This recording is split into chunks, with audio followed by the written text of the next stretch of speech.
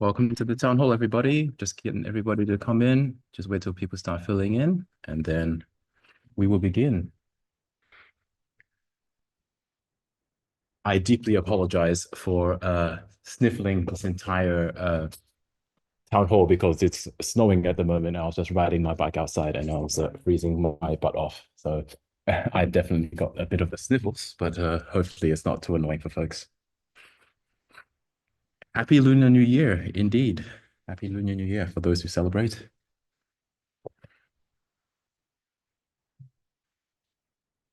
Okay. We've got some more people entering. We'll just give it a couple more minutes and then we're going to begin. Does everyone see the slides on screen? Yes? We'll just do a reaction or something so I can see it.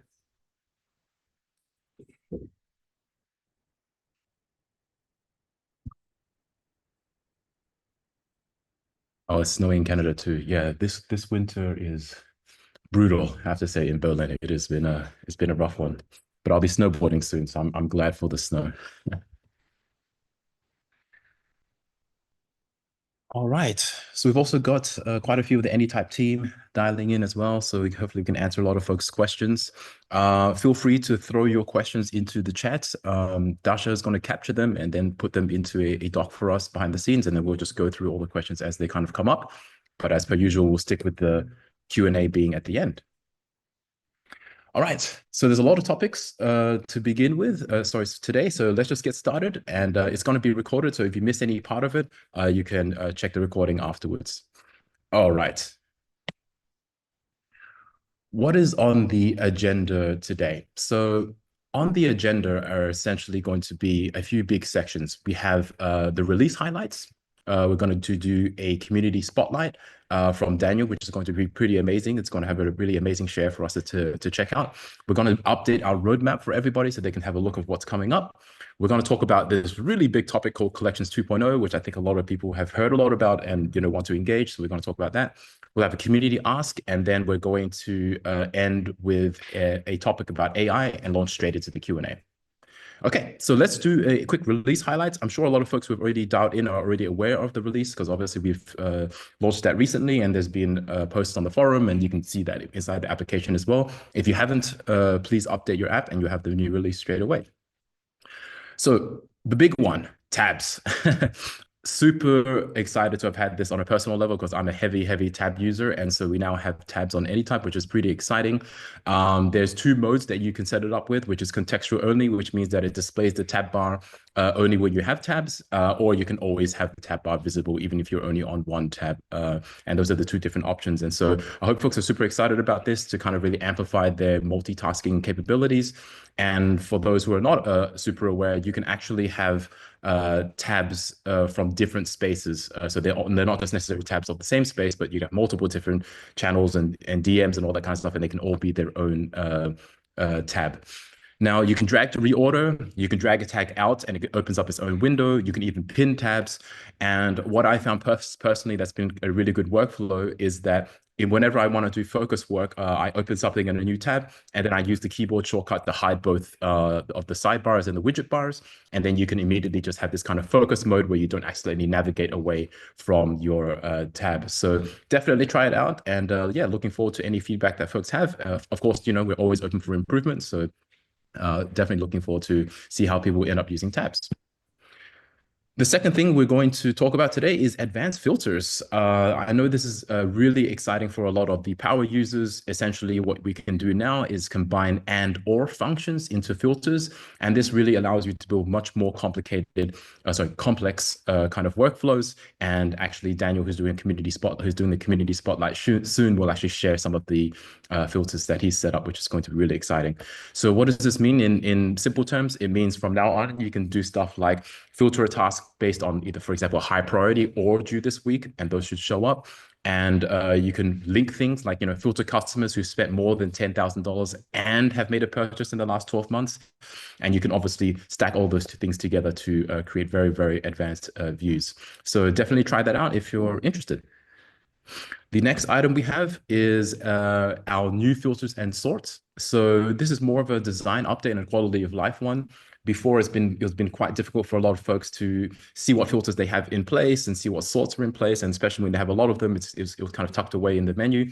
Now it's kind of redesigned to sit right below your view tabs and right above the content. So it's very easy to work with this.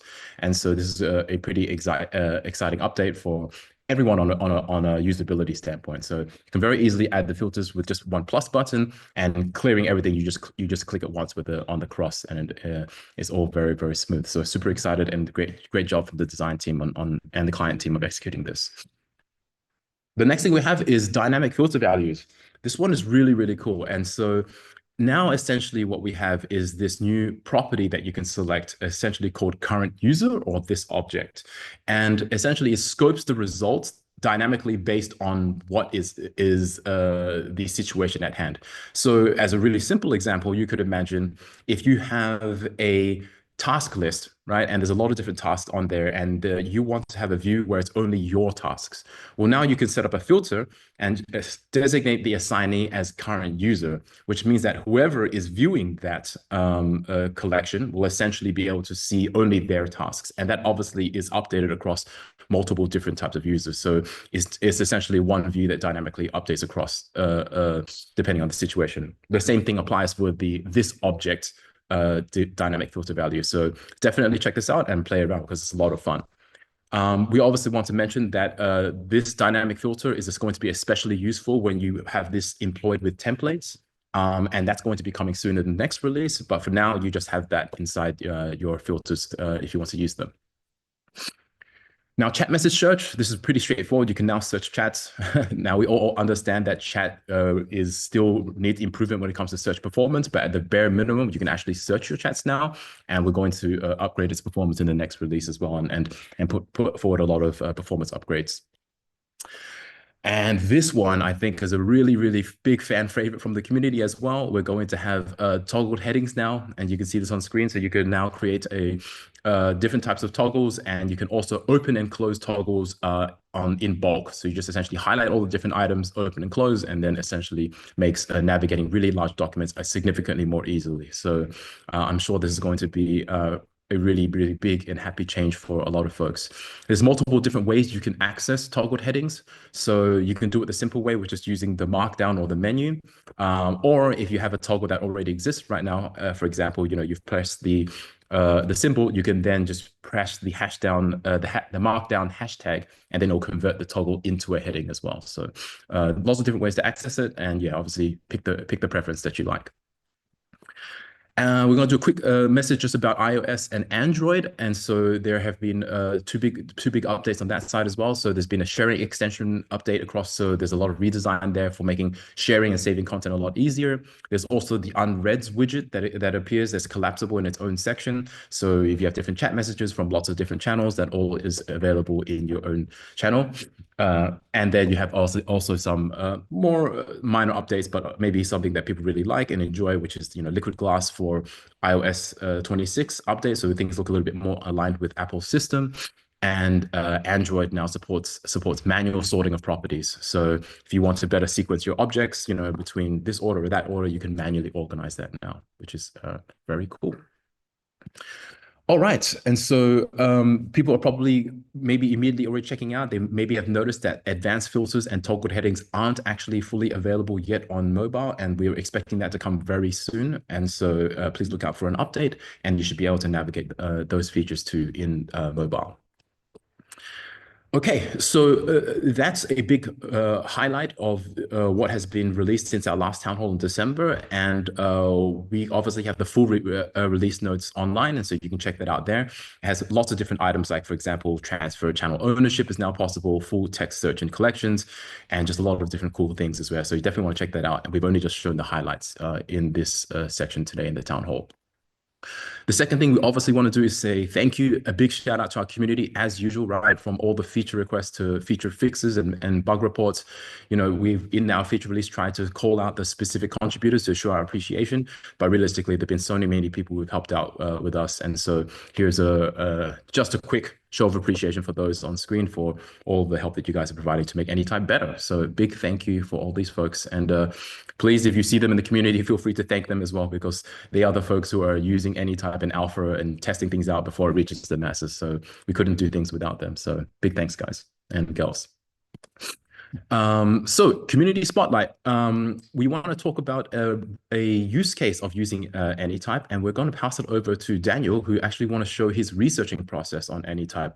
And he's going to use a lot of cool features, and he's got a really exciting space to share with us. So I'm going to hand it over to him.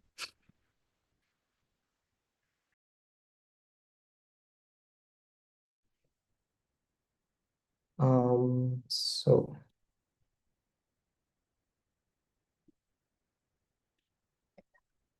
hello to everybody.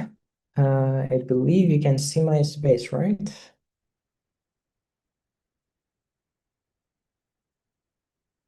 Yes, we can see it.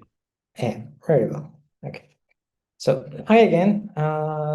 Some of you may already know me from the community. I've written down a couple of posts in the past showcasing how I use Anytype.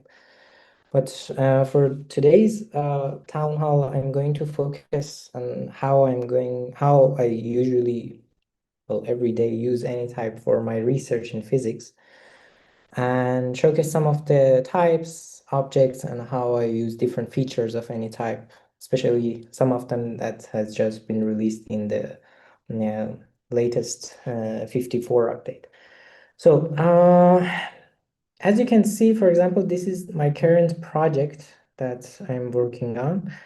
And one of the ways I've divided this project, as you can see. So I have a description. I usually write why I'm working on this particular project, what my goals are to achieve it. And I have a system of hierarchy for any particular project, which consists of a couple of milestones that I plan to achieve it by the end of this project. And each of these milestones has a couple of tasks for it. I'm going to go over each and every one of them, and hopefully you can see something that you can use for your own research and things like that. So, for example, I have an inline query of the tasks, and using these advanced filters that has been recently used in Anytype, I have set up a simple rule that I've gathered all the tasks that are either for this project specifically or are for any specific milestone for my project. So as you can see, I have a view of them. I can see what's the status of them, which ones are on hold, which ones are in progress, and whether these that don't have anything underneath them are for the project itself, and this one is belongs to the milestone. And of course, some of them has due dates, target dates, and everything like that. One of the other things that I'm using, so as you can see, these are the new logics that were introduced in Anytype. For example, I can see you can group these logics together. So I have two groups here. One of them, again, this is the OR logic. So either the project, the tasks belonging to this project, or to this specific milestone. And I want to see the ones that I've already completed for this project. So the result is something like this. As I go on in every project, so I tend to keep track on what I've been doing, what I have been talking with my supervisors with regards to it. And I've been collecting each and every one of them with the date object. And for every time we meet or have an idea, I try to write it as bullet points and point them to a specific either tasks or milestones that I create as I go along the way. So hopefully I can cover every one of them, and some other things that I do for my research. So that is all so far. So far it's all been normal and nothing particular. But for example, let's go to one of my tasks. So yeah, this is a particular milestone that I want to achieve. I don't want to go any details about this, but again, I've written down a couple of descriptions, and these are the tasks that I want to achieve for any of them. And if I go, for example, to one of the tasks for a specific thing, again, I have documented my thought process in it, and I've used a lot of, for example, inline LaTeX, as you can see. I've linked to many other objects that I will show you along the way. I have a lot of diagrams, as you can see. And so that is how I approach my tasks. So I want, for example, this task belongs to a particular research paper that I want to get to know it because it's important to my work. So every time I read it, I learn something new, I just write it down. Now, for anything a little bit more specific, I have created, well, too many types for it. Let's go, for example, to one of the types that I have. I call it epistemic frontier. The name's not important, but again, I have some sort of definition for it, and I've created an inline query that it pulls everything that I have in my space, whether, so you can see these are the two, for example, bookmarks that I have here for one of the talks from one of the authors. I gather some of the highlights in it that I thought would be important for me. And if I go back, for example, these are the two specific research papers, again, another types of mine that I use. And all of them are backlinks to this specific concept that I have here. And again, I have used a couple of filters to achieve it. And this is obviously another feature that have been introduced, a dynamic placeholder. So I've pointed it to this object, and I've gathered all the linked that I have for this particular object, for example, pseudo-density matrix. So let's go to another type of mine, for example, quantum mutual. So this is a research paper, and I have created a property header. I believe it's the name nowadays in Anytype. So that is the abstract of the paper. That is the author of that paper, some of the keywords that I want to it. And I use Zotero as my main research reference manager. So if I click on it, well, you are not going to see it, but if I click on it, it would open the Zotero app for me and pull up the paper. And again, all of these are some sort of template that I've created for my research papers. Some of the takeaways that I get from, so the outline, the notes, the highlights, the comments, and the open questions that I still have. And I've created a little guide for myself to keep track of this. And again, one of the other uses that now that Anytype supports outside linking is that every time for example, I can click on any of these, they are either pointers to the some objects inside the Anytype or a specific part outside Anytype in Zotero, one of the highlights that I've made there. So yeah, that is how I use Anytype for my research in a nutshell. As you can see, they are a little bit heavy. And I tried to use it. The addition of inline LaTeX was a big help, and also these dynamic holders. And lately, the advanced ruling has made it possible for me to view all the tasks that I have all in one place. Before, it was not a little clear. Yeah, so Kaya, that is all. If you need anything else to show. I think a lot of people are blown away in the chat by your space. You're like ridiculously organized. I wish, honestly, I was that organized. And so, yeah, thank you for sharing that. I think a lot of folks are going to rewatch this video to see how you use the space. So thank you so much for the share. We hope to do more of these in the future. So if anyone else wants to do a share, I mean, don't feel intimidated by Daniel's amazingness. We can also do other shares a little bit less I impressive. put importance on the aesthetics types of things, and it helps me. Well, I'm using Anytype every day, and I'm spending a lot of time in it. So it would help if it was a little bit more on the beautiful side.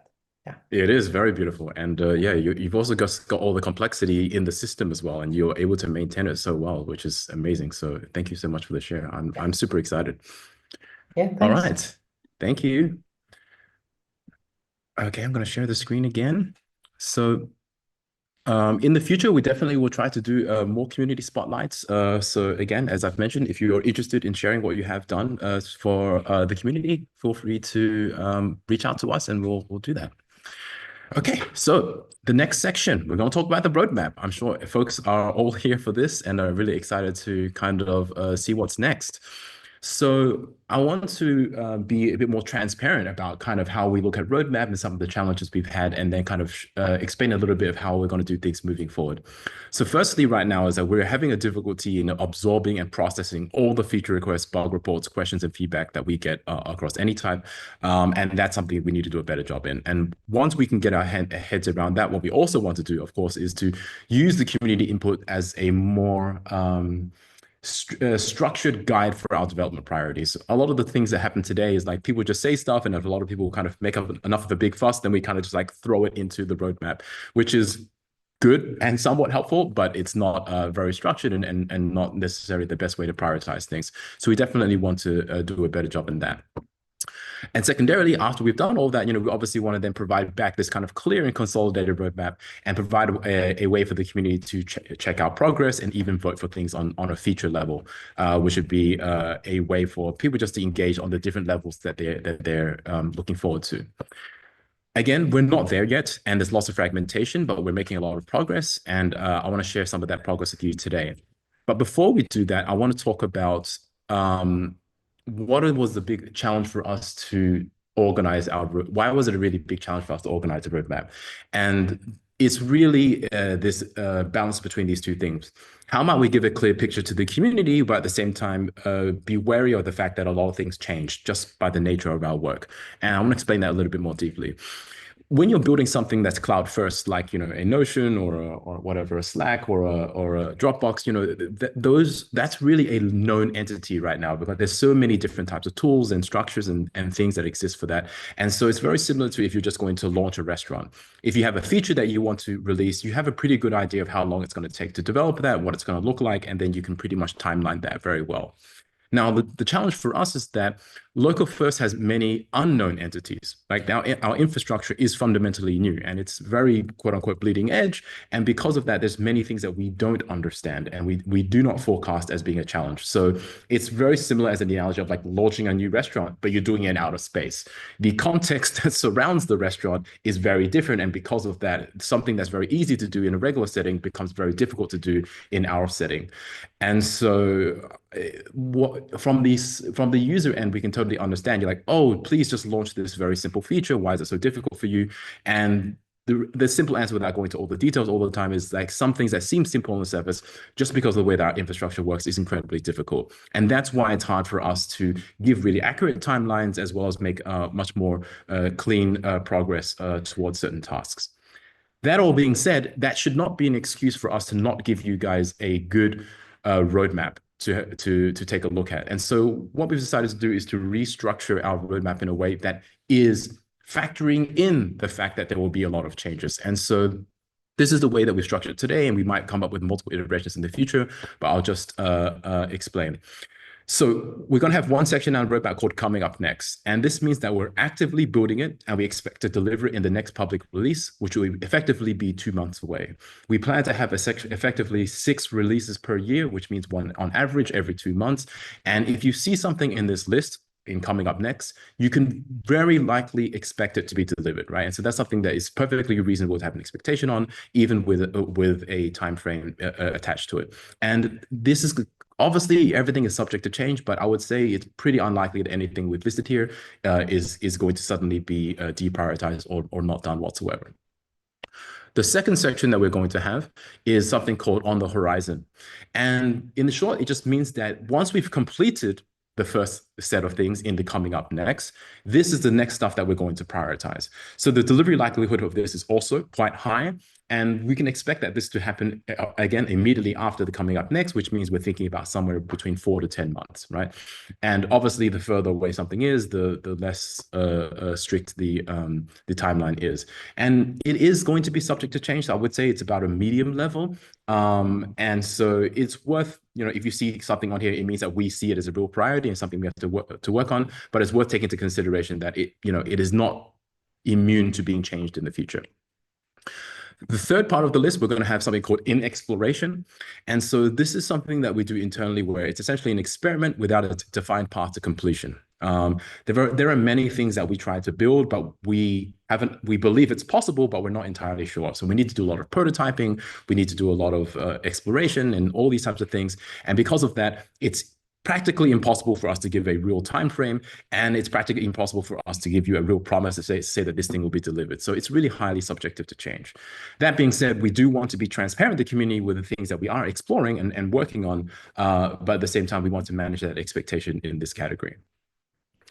The second thing we're going to have is a really kind of an evergreen ongoing list that we call ongoing upgrades. And these are continuous optimizations that happen in the background with no single release date. And these are for things that are always being worked on. They're not really necessarily new features, but improvements to existing features. And when you see the list later on, it'll make a lot of sense. So let's actually go across the next release that's going to be planned to happen in, oh, sorry, I missed one item, a wish list. I'll explain this a little bit further once we get to that section.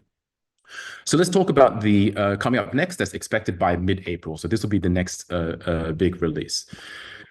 The main item here is going to be block-based reminders. Now, we know this is a huge request from the community to have reminders so they don't forget tasks and all the rest of that. So that's one of the major items we're going to have. We're going to have discussion object threads. So that means that every object that you have will have a discussion attached onto it, essentially probably somewhere on the bottom where you can just navigate and this object in conjunction with the discussion that's going on with that. So that enables for better collaboration on documents. We're going to obviously apply this feature we talked about in the past as well, which is to apply templates on existing objects. So you might have an existing object, you might change type, and then you suddenly want to apply a template onto it. So we're going to have that capability as well. We're going to focus on personal favorites. This essentially just means when you're in a space and you're in a space with multiple different people, if you look at your widget panel, those things are typically all shared amongst everybody. So if you pin something there that is important to you, but it's not important to others, that becomes a bit of a challenge. So we'll have a system for personal favorites in spaces. Next, we'll have cascading deletion and object hierarchy. It's a little bit complicated, but it is pretty important for people who want to deal with their noisy, bloated spaces. Currently, right now, if you create an object and you link another object, or you put some images inside that object and then you delete that object, the images that were a part of that object stay inside your space. And that's because they were obviously separate objects. And when you delete an object, it doesn't necessarily delete all the objects that are part of it. This is very counterintuitive for a lot of users because obviously if you have a page and you put some images in there and then oh, this is the wrong page, I don't want this in my space anymore, and you delete it, you kind of expect your images to go away. But that doesn't happen. And so you kind of have all these orphaned objects existing in your space that have no real links or no real purpose. And that creates a very noisy space. So we're going to create a system in order to have that to be much more cleaner and easy to manage.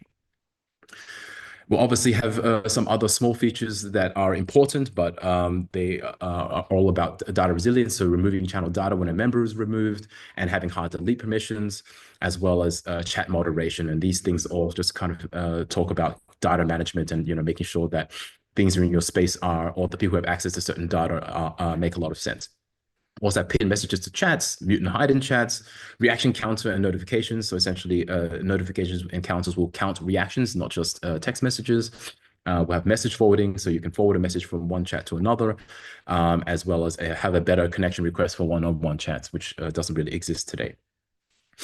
We'll also implement a contact book in the Vault, so it's easier to add different members, as well as having a add members by your Anytype ID functionality.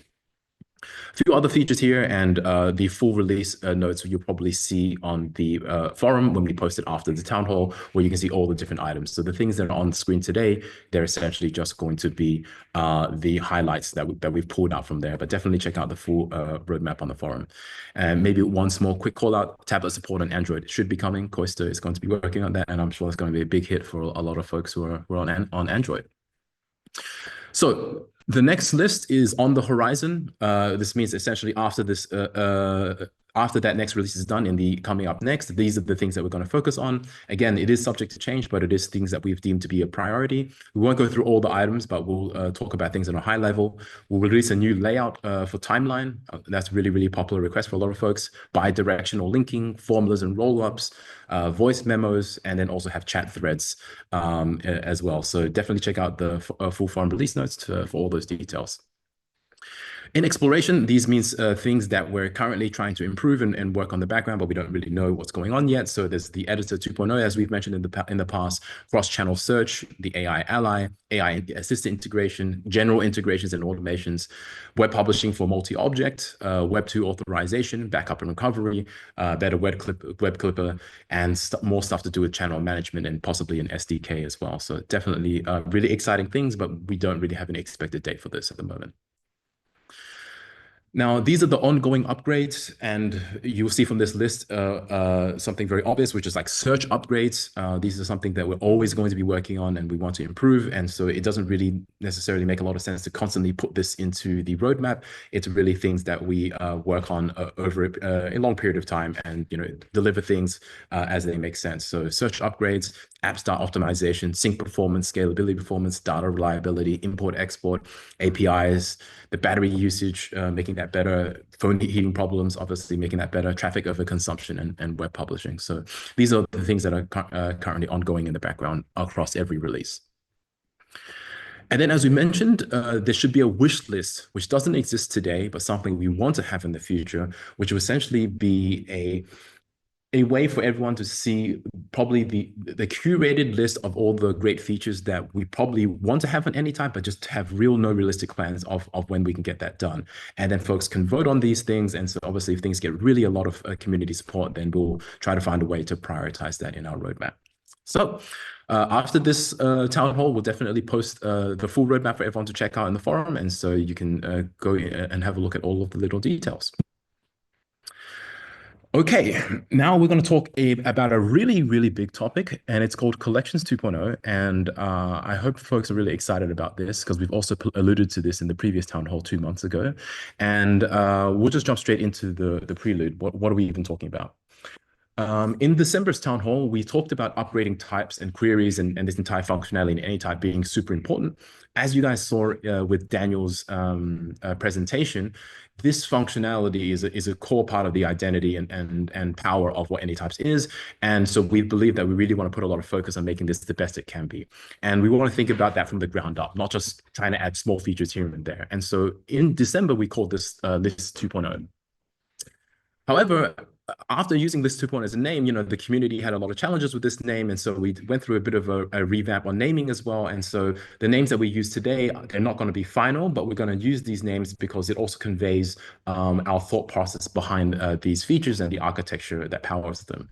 So again, none of the names we use today are final, but we are going to deploy them into the discussion just for conveying the points that we're trying to make. So List 2.0 is now called Collections 2.0. And Collections 2.0 is not a single big update, but it's a series of upgrades.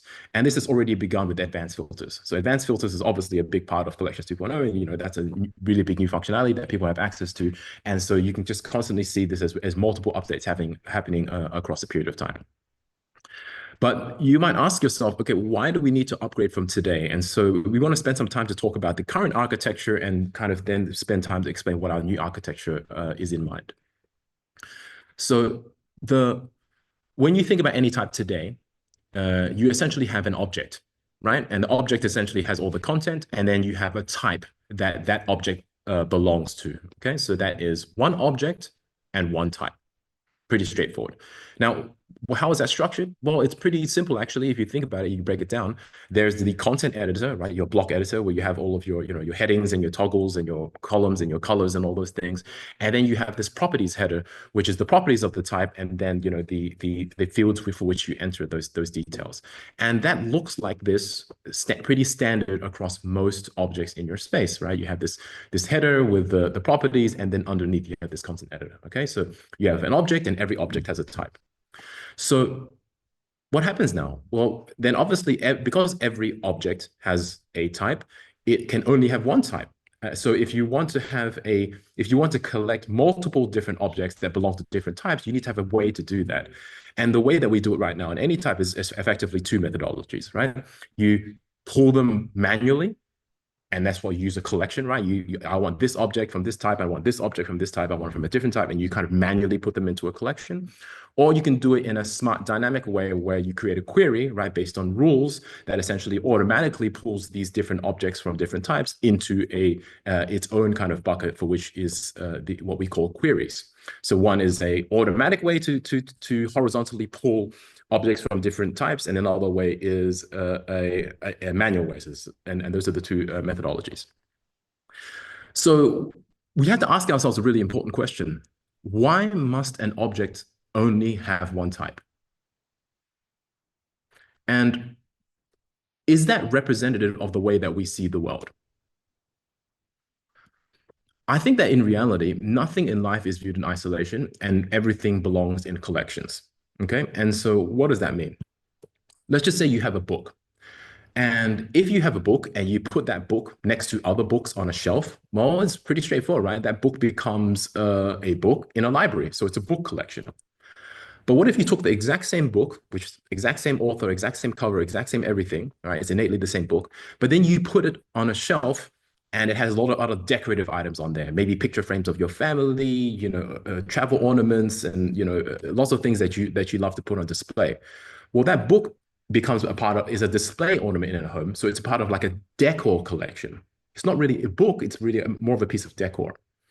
Or what if you take the same book and then you put that book into a collection of all the different types of work that you've done. So maybe you're the author of this book, or maybe you designed the book cover, and you put it next to all this other work that you've done, and that's in one collection. Well, then that book is a case study in a portfolio. So what we can see here is that the context for which surrounds the book actually determines how you view the book, even if the book itself is of the exact same content. And this actually doesn't only apply to objects like physical things like books and articles and all the rest. It also applies to people. I'll give you an example. You yourself are a person, and you probably have your nuclear family, right? Where you are the parents, right? And you have your partner and you have your children, right? So in that context, that family, the nuclear family, you are the parent. But before you were a parent, you had your family of origin, where you were the child. And you had parents of their own, and you have siblings, and that becomes another part of you. And maybe as you grow older and you experience life and you have different types of relationships, you have your chosen family, right? Your really close groups of friends that you rely and blood becomes thicker than water scenario, which is you're just really, really tight with this group of people. In this setting, you are a peer. And yet you are the same person, but your context and your relationships just change depending on the collection for which you are in, be it your nuclear family, your family of origin, or your chosen family. So what we can see here is that objects can be belonging to multiple different collections, and that context defines them, as well as people. So if an object has it has its own unique qualities, but the context surrounding it if the collection that it is in grants its context, then we have a really new mental model to view things. And how we process context of an object is pretty varied, okay? At times, the context is kind of automatically granted from the situation, and at other times, we need to determine the context ourselves. So if we're collecting context into these collections, we also need to understand that these collections must adapt to serve that context for that object. And this all sounds very theoretical, but let me explain it in very simple terms. Imagine you have a news article, and that news article is in a collection of other articles, and that article that collection of articles are all weekly tech news articles, right? So it's automatically collected together by it being a news article, by it being on the topic of tech, and it has a release date that exists within the last week. Now, that collection, that article inside that collection automatically gets its context just by the nature of all of the properties that it has. While there's another scenario, and you imagine you take the exact same article as a tech article, right? And you are an author and you're writing a story about something. Now, you could take that article and you can put it into this collection that you call your story research. And within there, you might have something about biotech, you might have something about cooking recipes, or you might have whatever, depending on the story that you're developing, right? That the things within that collection might also be different. And in this scenario, it requires you to consciously decide what is the context that you want to apply to this news article.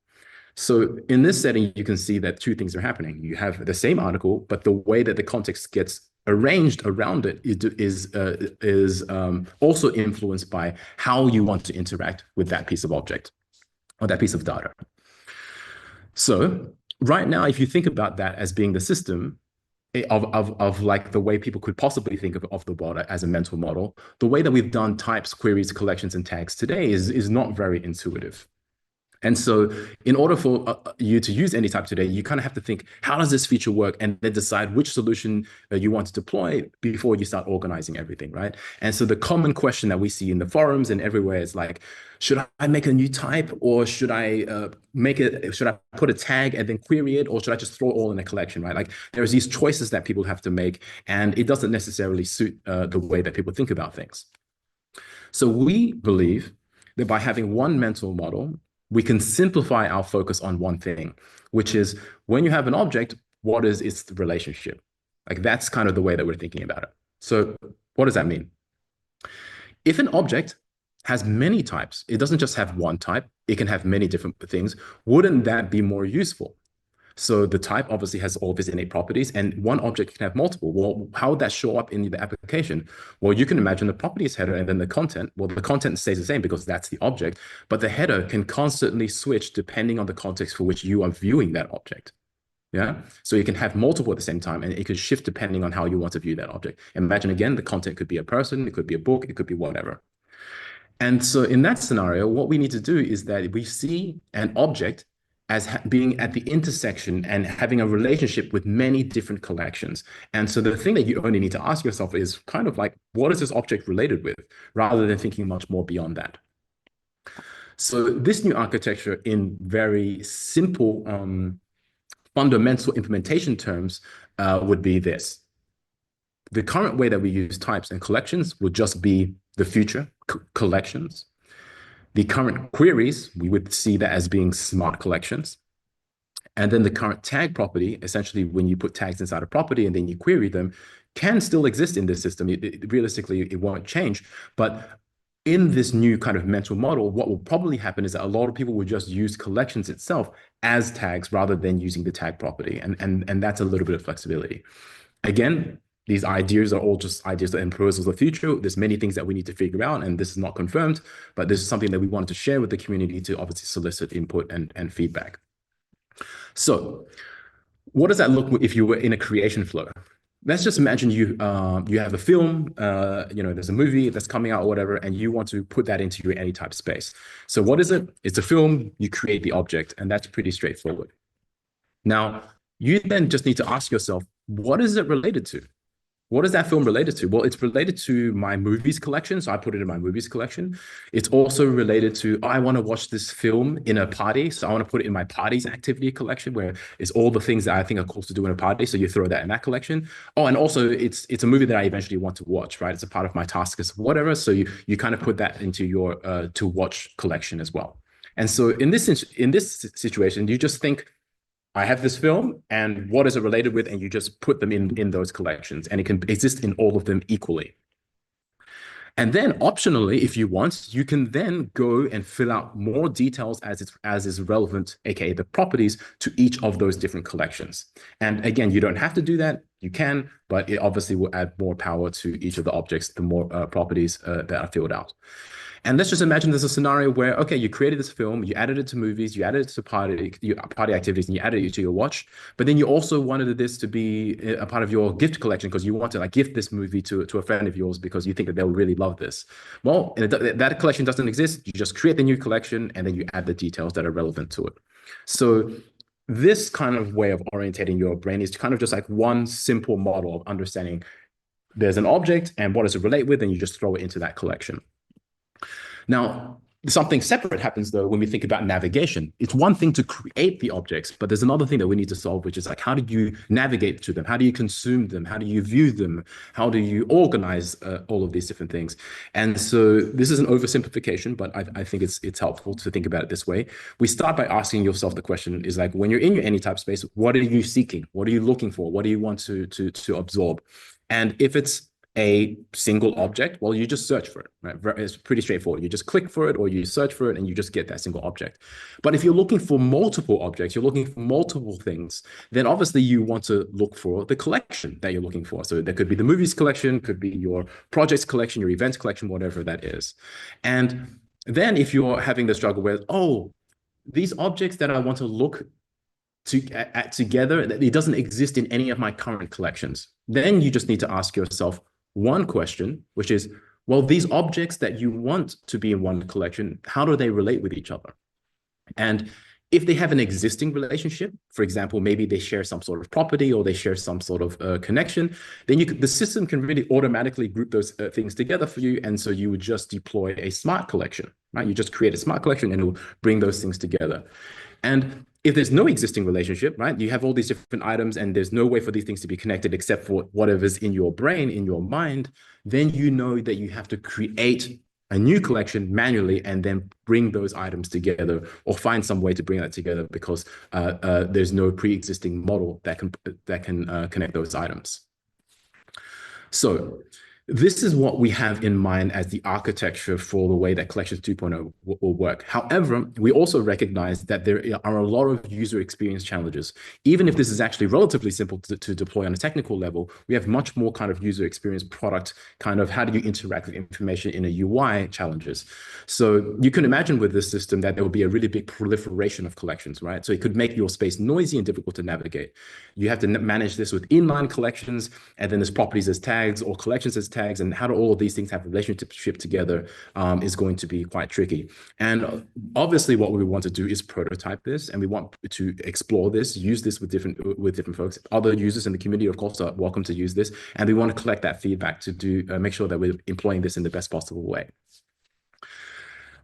Secondarily, what we've also noticed is that even if objects technically don't, in reality, in your mental model, have a primary collection that it needs to belong with, there is a functional UI need that if you're searching for an object and it displays, there needs to be some sort of default collection that it is a part of. And in that sense, there might need to be a primary collection that every item has, and then a list of secondary collections, just to resolve this kind of issue you have. For example, if you search for an object, you don't want the same object to show up 40 different times because it's in 40 different collections. So how do you kind of resolve that issue? Thirdly, if you want to delete an object from a collection versus deleting an object from all collections, you know, the deletion aspect also becomes amplified. And this is why cascading deletion and all these things becomes important, because you don't want a space that's super messy. When you delete something and it still exists, it becomes a really big issue. So we need to sort out the user experience as it relates to that. And then lastly, at least for the points here, we obviously want to make sure that this new architecture is backwards compatible and minimally disruptive to the current spaces, right? So these are all the different things that we need to work on, which is a really, really big project. So that's Collections 2.0 and a high level on an architecture point. We're going to share in the community forum afterwards a write-up that you can go into details to understand this, and I would love to have a good discussion there. And alongside that, we're going to share a few small other points that we're going to make as well as a change. Tiered properties. So right now, all properties are essentially global, right? You create a property and it can use on any different types. But we have recognized that this starts to become really messy. As a simple example, if you have an event category and then you have like I don't know, a movie category or a project category, the word category is used multiple times, but they are used in very different ways for those different types. But if you have that property called category, then you have this duplication issue and all the rest of that. So we need to resolve that issue. And so what we thought about is creating tiered properties, global properties, as well as collection level properties that are only specific to that collection in itself. And so hopefully this can minimize noise and make things a little bit easier to manage. And lastly, on an architecture level, we also want to think about cross-space collections. So especially for collaborative environments, you have one space and then you have another space, and if those collections and their properties and their views and their templates are completely disconnected, it's kind of very easy to have a lot of errors and inconsistency just because these things are completely disassociated from one another. So that's something as well that we're trying to figure out how to best work on. Okay, so as we've mentioned, we have a community ask. We're going to share this information onto the community forum. There's going to be a Collections 2.0 architecture post, which just outlines everything that I've just explained on the slides. And then we're also going to share a Collections 2.0 outline, which is essentially all of the different features that we believe are a part of Collections 2.0, for example, formulas, integrations, and timeline layouts, and whatever, stream layout, and all these other things. And we'll also obviously work on feature naming as well. So all those things will be in the community forum. So please check those discussions out and obviously put in your 2 cents afterwards. Okay, and we're going to go on to our last topic before going into the Q&A, which is essentially AI and Anytype. I'm sure this is a big topic for a lot of folks, and so we want to just kind of properly outline some of our initial thoughts so folks can have a better understanding of where we're heading. I personally have a life lesson that I've learned the hard way as a very painful life lesson, which is like, I really hate company politics. I'm sure many people here work in jobs and also hate company politics. And so throughout my entire career, I've always just tried to ignore it and not participate and just kind of like do my thing, do my work, and just kind of ignore it. But I realized over time that like you can ignore politics, but you can't avoid it. Even if you don't participate, you ignore it, the people around you or the system around you will just be engaging in that, and you will be dragged involved and influenced regardless of whether or not you like it. And I think AI is exactly the same. AI, you can choose to ignore it if you want, but I don't think anyone can avoid it at this stage, and Anytype is no exception. AI is definitely here to stay, and it's really a question about how do we view this and how do we want to engage in this in the most productive way. So again, very critical to Anytype, as everyone knows, is that ownership is and data sovereignty and all these points is a really core value for us. And so when we break down ownership, the way that we can very simply see that it's about choice and control. Okay, we need to understand that if we want to own something, we want to be able to see if we have the ability to choose how it is organized and is manifested. And so we view AI in the exact same way. So with AI, you can have none, you can have it local on your device, you can have it self-hosted, or you can use a cloud provider. At the end of the day, the point is to give people that choice and that control to the level which they want to engage in AI. Next, we also think that it's unlikely that people in organizations will use only one format. What do I mean is that will people only use local AI for the rest of their life, or will people only use cloud providers for all of their AI needs? We don't think so. We think that the future will likely be one where there will be a hybrid approach. You'll likely have an AI stack where you use AI for some things in one model, and you use an AI for other things in a different model, and you have this stack of different types of AI that you engage depending on your use case. So for us, the question is very obvious. With the acceleration and proliferation of AI, ownership of your data becomes even more essential. And so we need to think about how we're going to work on this. So there are so many different prototypes that we could share, but I'm just going to share one way that we're looking at it today. And it relates exactly to our thoughts that we just had about Collections 2.0. And here's an obvious example.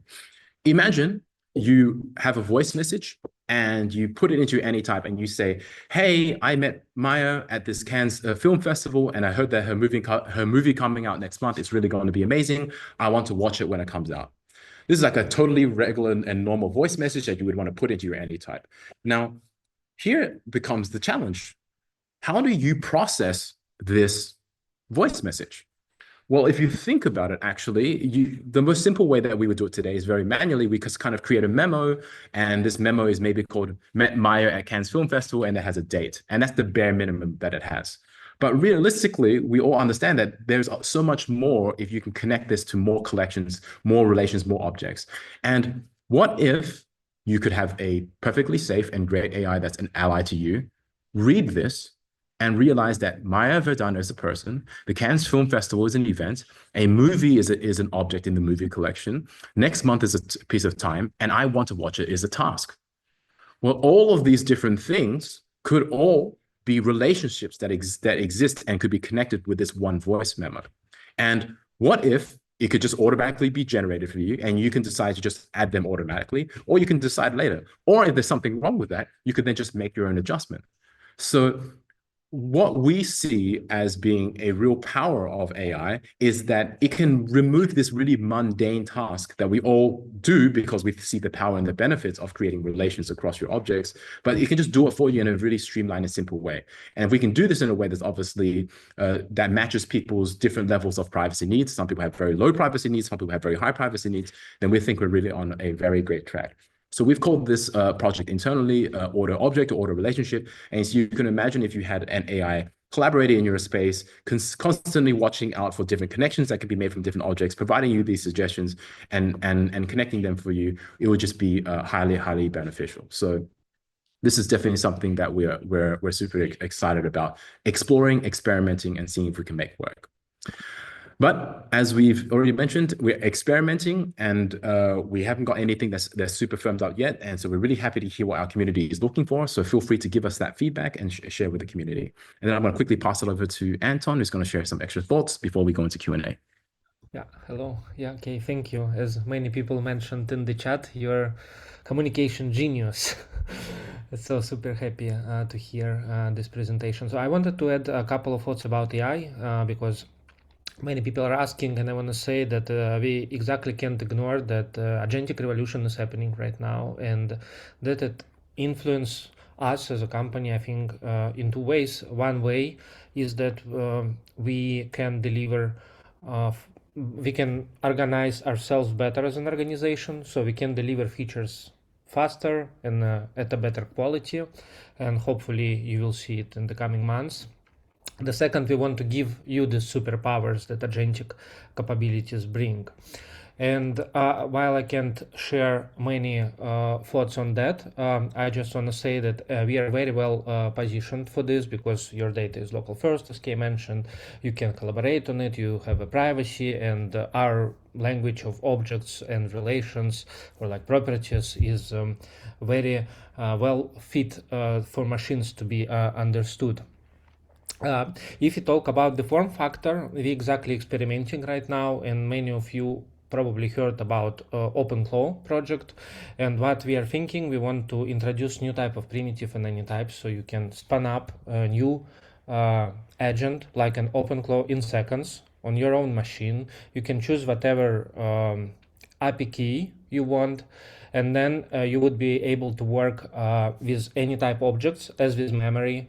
And more importantly, we have already prototyped that you can, by talking with this agent, create new type of objects which are programs, executable programs. And this way you can basically program your own agent by just talking to it. So we are working on that right now, and hopefully soon we can show it to you. So again, it's only optional, and you could use it, or you can not, like with chats already. But we think this can bring a lot of power to you and to everybody who wants to use something like this. Yeah, that's a few thoughts. Thank you.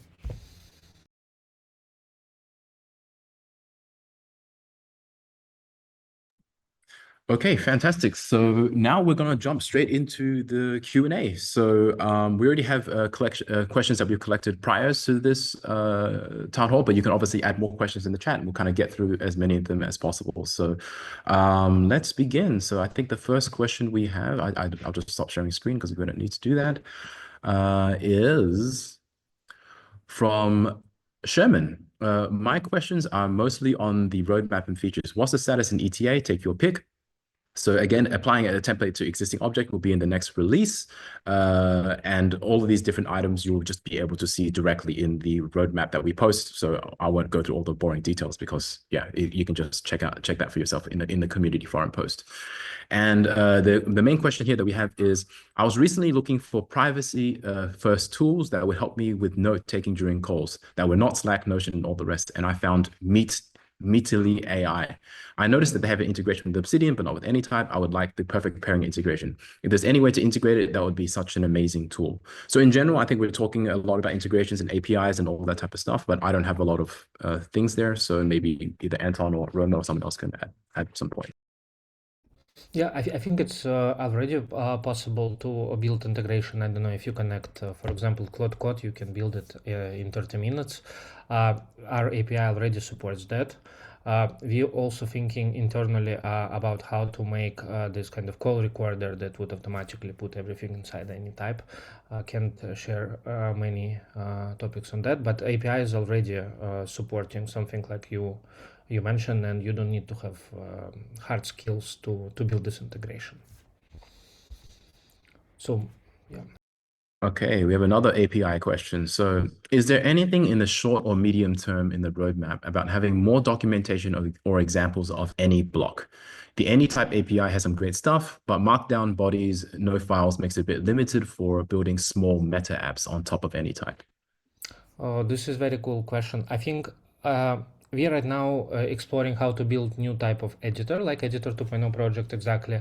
And this is, and where we are designing it and thinking of it, we exactly taking in mind that it could be extendable. And we want to provide you with special primitives that would give you a reliable way to build this type of experiences on top. We don't recommend to use currently any block format for that because it's not built to be extendable, and we plan at some point when we launch Editor 2.0 gradually eliminate this API that we have right now. Roma maybe can correct me and add something to it. Yeah, in general, we are right now experimenting with different ideas of how to make this like extendable, our block system, how to make it possible to create like more custom things on top of Anytype. Yeah, and I think in the following months, we at least will communicate our ideas and ask the feedback from you as well. Okay, cool. Comet asks, would you consider opening up the internal bug tracker or moving to a public bug tracker? Yeah, currently we don't consider it. We plan to sync because as you mentioned. You got muted, Anton. Oh, I'm sorry.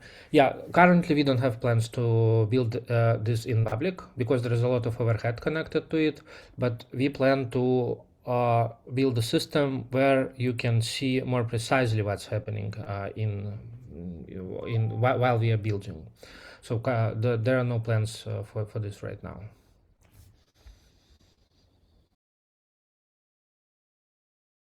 Okay, and then the next question is, I really wish for chat templates and editing chat properties to become available soon.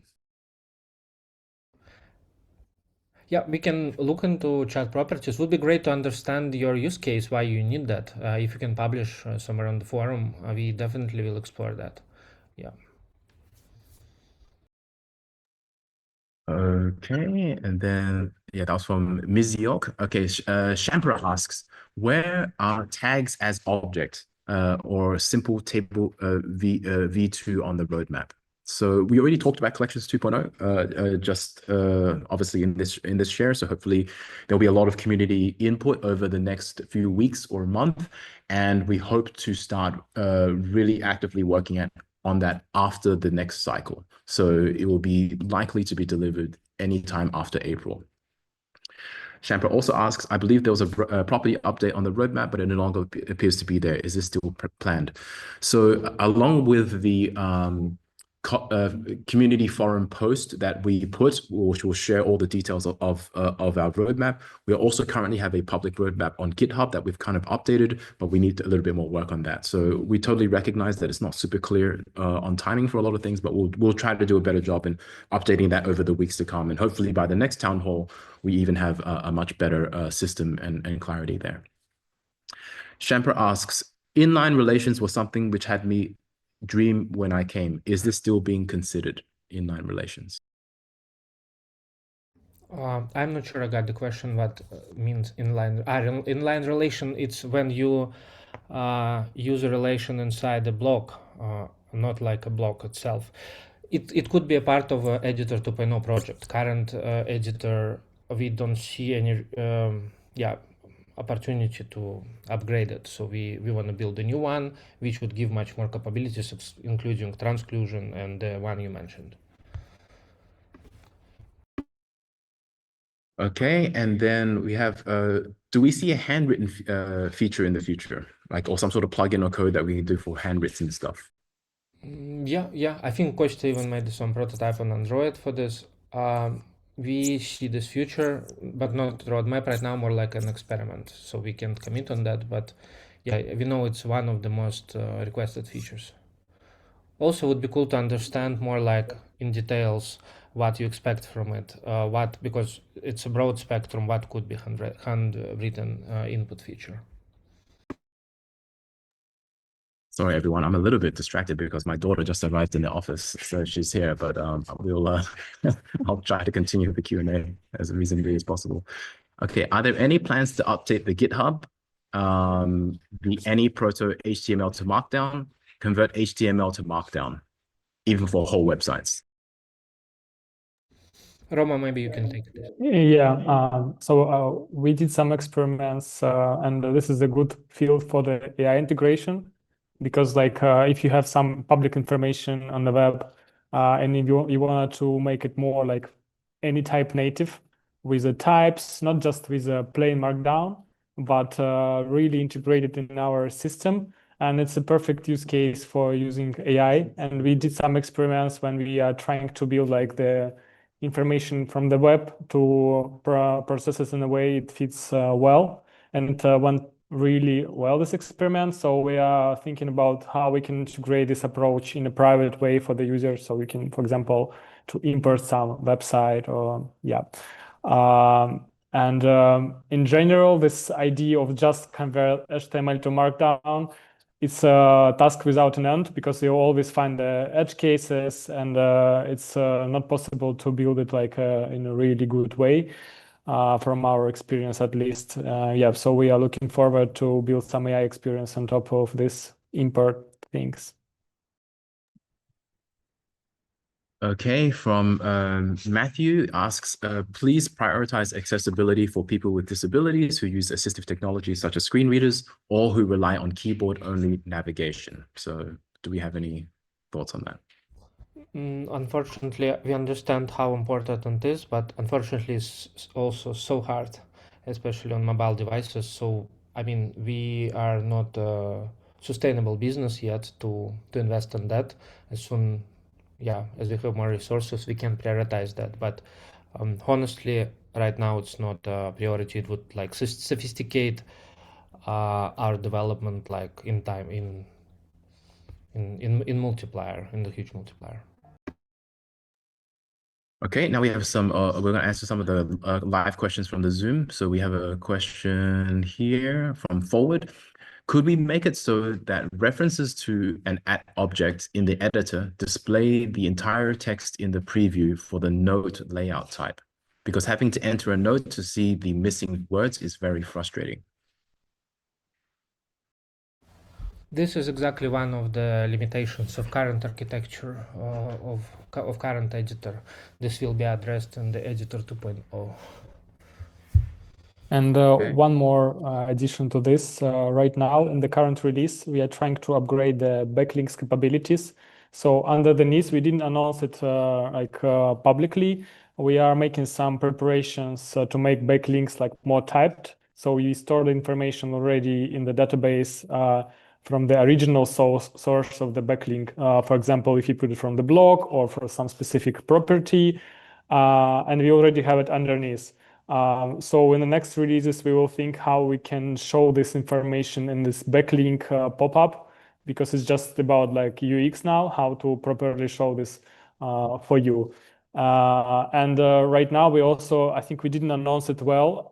In this release, we did some structure for files. So we save some information, backlinks for the files as well. You can see now where the specific file were mentioned. And also we maintain the relations of parents between the objects and files. And I just want to say that we are creating this underneath. Sometimes changes are not really visible. We wanted to create a structure, so next releases we will be able to make some UX proposals of how we can show this for users.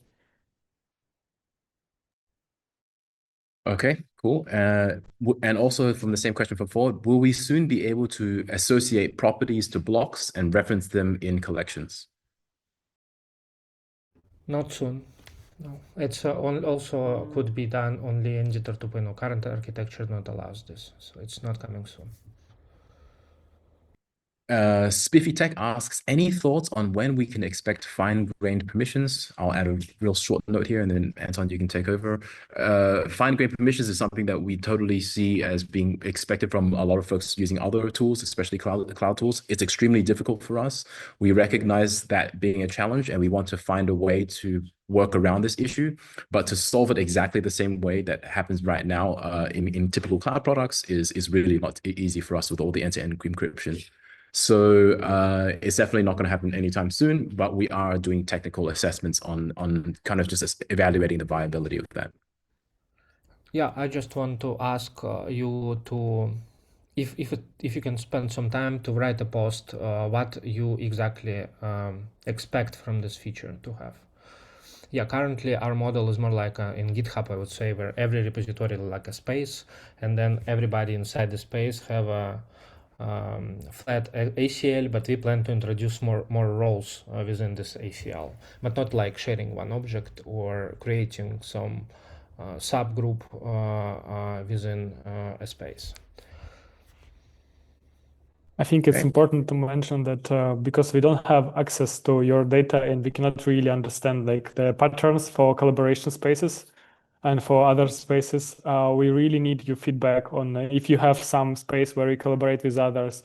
We need to understand like which permissions you are really missing. And maybe in some cases we can introduce some simple like layer of, for example, you can only edit the object you have created, and this is possible to achieve with our current SAL. Like full featured SAL is not like what we are currently looking and can implement. And another thing, and then JSON API, we are right now researching the ability to create an authorization layer of if you wanted to make some integration, only create objects, but not really modifying existing ones. We want to create this additional layer for the JSON API we have like on your machine. Okay, and then we have another question from forward. I need clarification between on the horizon and ongoing upgrades. Okay, so we'll be more clear with this. On the horizon, on the roadmap, means that we're technically not actively working on it at all, and we will only actively work on it after probably in 2 months' time. And so ongoing upgrades, on the other hand, is something that we're technically working on right now, but we just do it on an ad hoc basis. And it's more for like constant improvements on things that exist, like the API or battery or sync performance, or when there's like very specific bugs on these kind of core features. That's what goes on in ongoing upgrades. So the reason why we have this ongoing upgrades section is because if someone has a lot of problems with search, for example, and then they go onto our roadmap and then they see that on the roadmap search isn't there, then it's kind of like, oh, why are you not working on search? Well, the reality is that search would probably show up every single time on every single release. And so because of that, that's why we just put it in its own section. Okay, the next question from Maxim. Are there plans for controlling indentation level on Android?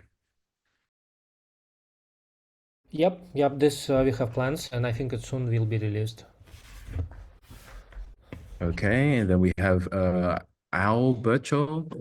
0.54 issues when filtered by backlinks and links pop up when content do not contain the values of the property. Old filter works, but you can't make the new ones with these properties. Yep, if you guys have bugs, there's definitely going to be bugs because obviously it's a new feature. Just hopefully you can either share it with us in the forum or here, and we can obviously take note of those. Okay, visual notes. Question about cards in the gallery layout. Is it definitely the case that you would not be implementing automatic content previews on card covers in gallery layout of queries in the future for architectural reasons? This will be possible exactly with Editor 2.0. So we will be able to preview content within the gallery view or whatever view. So right now it's not, but I don't want to say, so it's definitely possible, and we plan to do this, just not planned in the next coming 4 months. I'd like to know when the recent updated features will make their way to phone and iPad and OS. So the advanced filters and the ability to handle toggled headings specifically, that should be released very soon. So I think it's going to be either sometime this week or next, but you shouldn't have to wait too long. But in general, obviously Android and iOS are not on feature parity with desktops, so that's a much larger and separate conversation, I would say. Okay, and then Dennis asks, in earlier versions, sharing pictures meant creating a new note, and it was inconvenient to upload pictures without notes. Now it is designed to add pictures to existing pages, and it has become inconvenient to make a new note with a picture. It would be nice to see a new button in the new menu when you're creating an object. Create a new object with this content. We plan to add ability to add a picture directly, at least on Android on desktop, without being connected to any page. This is planned. But what you're proposing, we need to explore. We are not sure it's best solution for the problem, but problem is clear. Thank you for sharing. Okay, and then we have a question from Miguel. Are you going to embed audio and video calling to chats? Right now, we don't have these plans.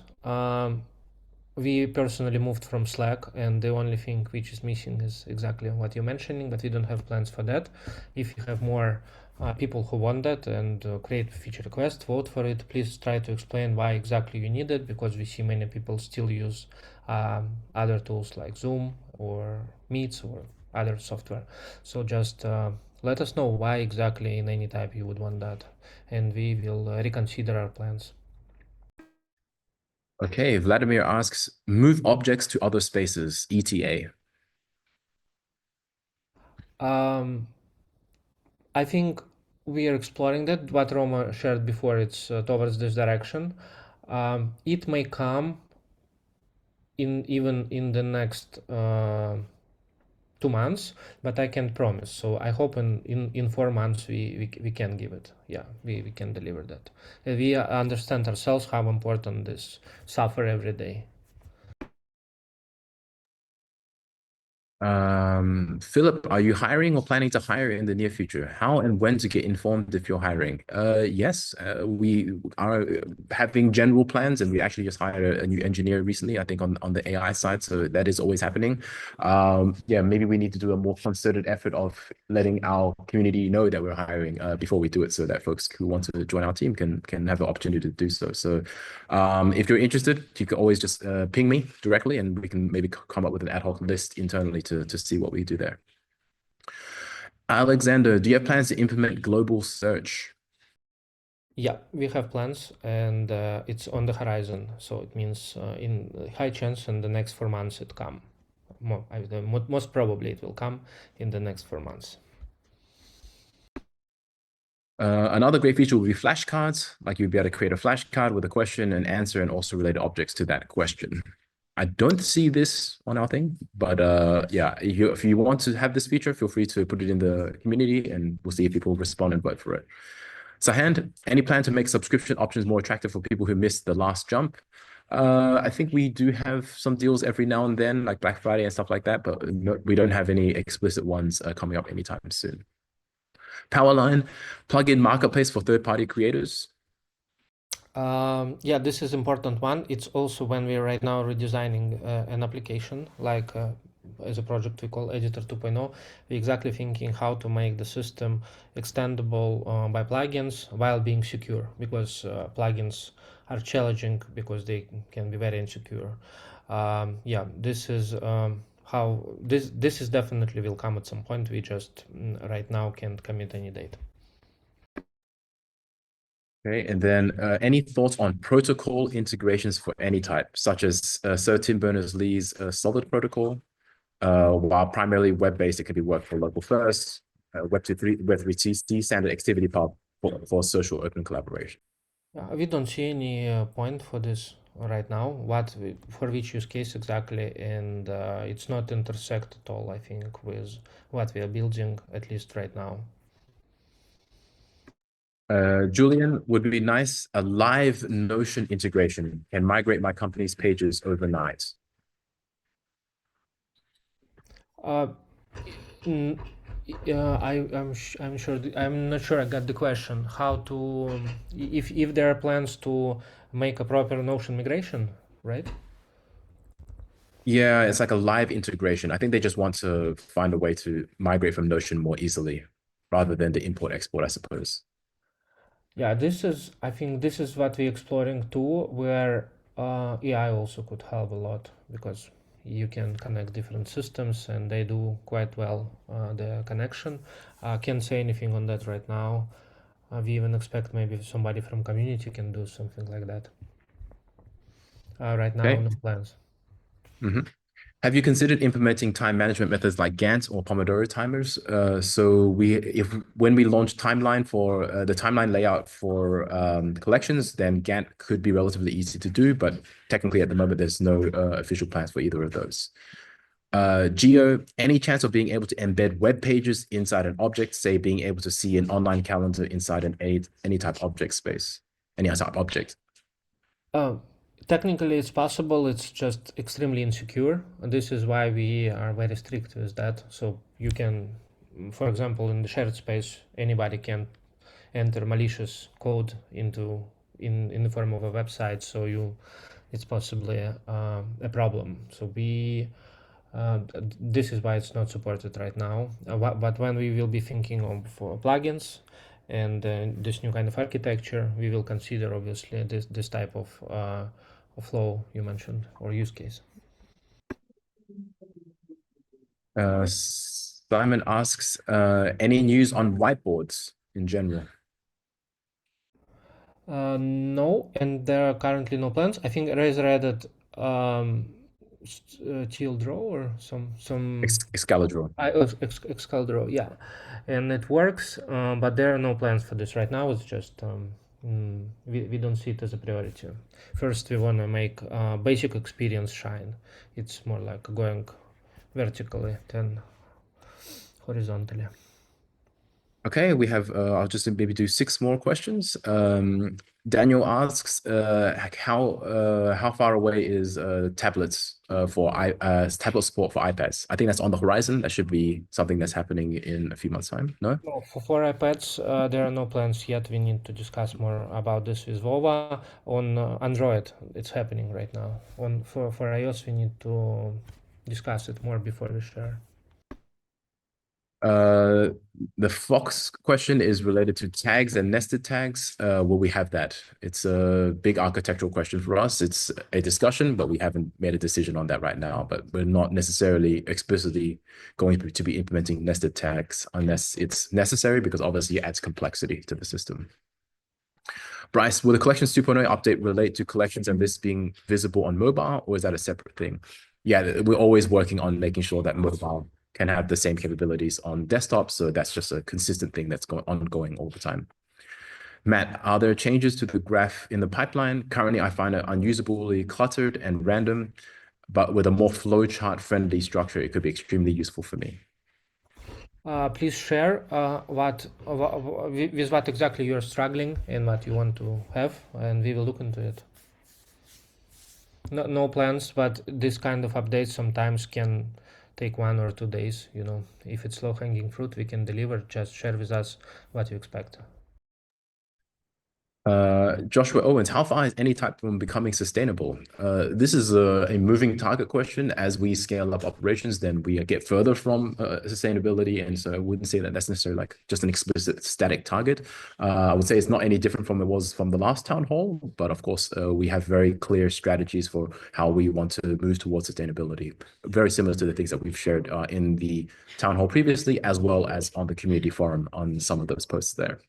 And if anybody is here from organizations who can or consider Anytype to adopt Anytype, or anybody from whom we learn what are your demands, we are happy to meet, to set up a call and learn more about from you and support in delivering Anytype to your organization. If somebody here from this, this would help a lot with self-sustainability. Absolutely. Okay, Damon asks, speaking of sustainability, is there any information that can be publicly shared in terms of your focus on what you're doing, any focus on enterprise, universities, and whatnot? I think there's nothing that is particularly confidential there. We've already shared a lot of these things publicly. Like, you know, we believe in the organizational use of collaboration as being incredibly important for business sustainability, and that can show up in many different ways. Definitely when it comes to universities, nonprofits, can be you know, small and medium-sized businesses. Enterprise, I would say we're a long way off from that, because enterprises require tons of hurdles to jump, which we're just too small of a company to be able to. But definitely regular businesses as well. That's definitely a focus. Okay, Patrick, GIFs in chat, killer feature, GIFs. Yes, I don't think we have GIFs right now in chat, so I don't think that there's plans for that at the moment as well. No, planned. Okay, and then the last question we'll do, because we wrap up, we're going quite over time, but all good. Trey G, is there any plan for future Anytype software to be rewritten in something like Flutter and Dart for universal feature parity across all platforms? No, there are no plans for that. Flutter is a great framework, and Dart is a good language. It's just very immature, and you can find many functionality that we need for our software. For us, it's still more optimal to build 3 different code bases, like desktop with TypeScript and native mobile platforms. I don't see how we can build this experience that we are building better and faster by rewriting everything in Dart.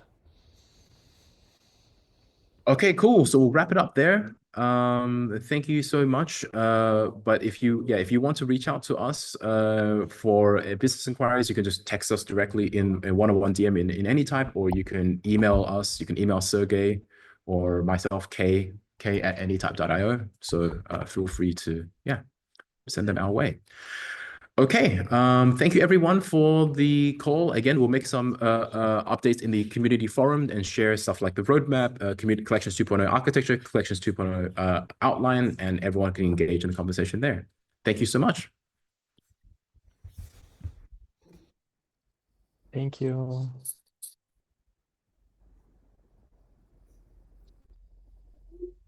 Thank you, everybody.